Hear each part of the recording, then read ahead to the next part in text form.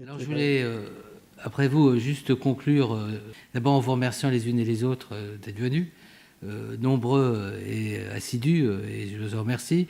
En s'excusant pour les personnes qu'on n'a pas pu inscrire, parce que quand on est au ministère, on a des contraintes de place, et puis il y a des personnes en cours de route, malheureusement, qui n'ont pas l'élégance de se désinscrire, donc on se retrouve avec toujours un équilibre instable, mais on respecte les règles de sécurité de ce point de vue-là. En attendant avec impatience vos suggestions, vos critiques de tout à l'heure, on va en tenir compte, mais des suggestions, puisque j'imagine qu'il y aura une deuxième école d'été, et donc ce sera intéressant de voir de quelle manière encore mieux l'organiser et mieux vous y associer. Puis j'ai retenu, donc on a eu d'abord des interventions brillantes, aussi bien dans la salle que dans les interventions qui ont été en séance plénière. On doit améliorer la question des ateliers, c'est une chose à prendre en compte, mais peut-être que les mots, moi, que j'ai retenus surtout ce matin, c'est comment intervenir finalement au domicile. Qu'est-ce que c'est l'intervention? C'est-à-dire qu'est-ce que la personne attend véritablement de l'intervention? Il y a certes de la technicité, mais il y a aussi de la relationnalité, il y a toute cette dimension d'humanité, et je dirais cette dimension d'ouverture. Et je dirais, même si le terme vous paraît un peu surprenant, comment délivrer aussi la personne de l'obsession de la maladie quand la maladie s'est insinuée jusque dans les ports du domicile.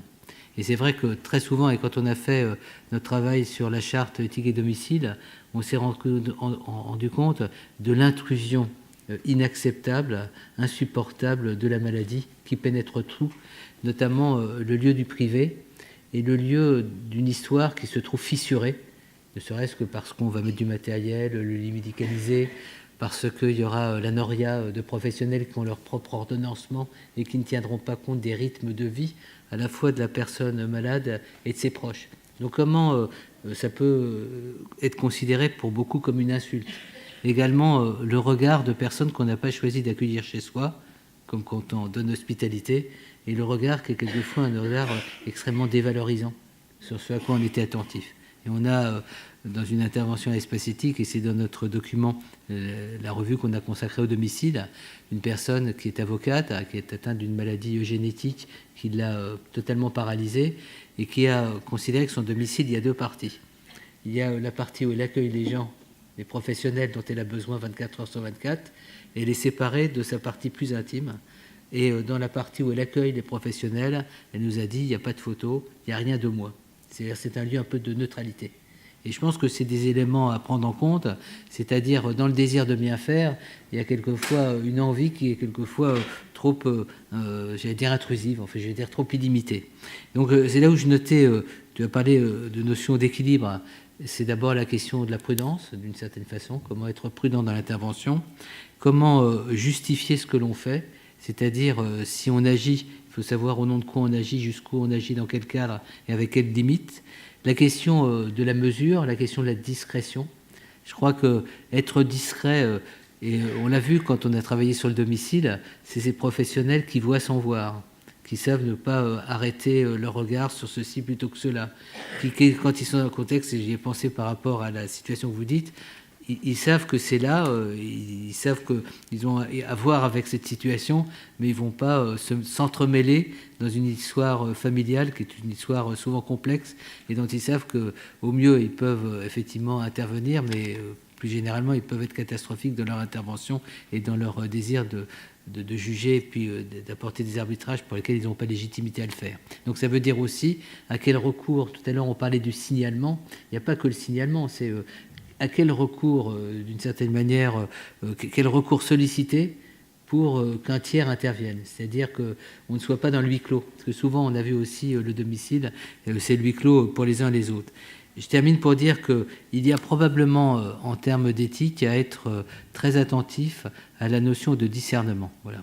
C'est-à-dire, pour nous, l'art de l'éthique, l'exercice éthique, c'est un exercice du diagnostic, du discernement, de l'analyse, de l'argumentation et à un moment donné, du plus juste positionnement. Et on a vu quand même à travers les interventions des uns et des autres qu'il n'y a rien de systématique. Il y a à rentrer dans la dynamique ou remettre de la dynamique de vie, finalement, dans la relation. La relation, elle ne doit pas être statique, elle doit ni être faite de préjugés, ni être faite de trop protocole. Et on était parti en disant qu'elle doit être très professionnelle de ce point de vue-là. Donc moi, je conclurai en disant que c'est probablement pas l'éthique au sens théoricien du terme, qu'une éthique appliquée par des professionnels qui en font en quelque sorte leur chef-d'œuvre. C'est-à-dire il faut être avec la personne inventif de son éthique au quotidien, à chaque instant, vivre l'instant présent aussi, et ça a été très bien dit, sans tout soumettre à une anticipation. C'est pour ça que j'avais trouvé l'expression ce matin très très juste, quand on parlait à un moment donné, c'était Isabelle, elle disait, Isabelle Degnaud, elle disait « penser l'avenir ».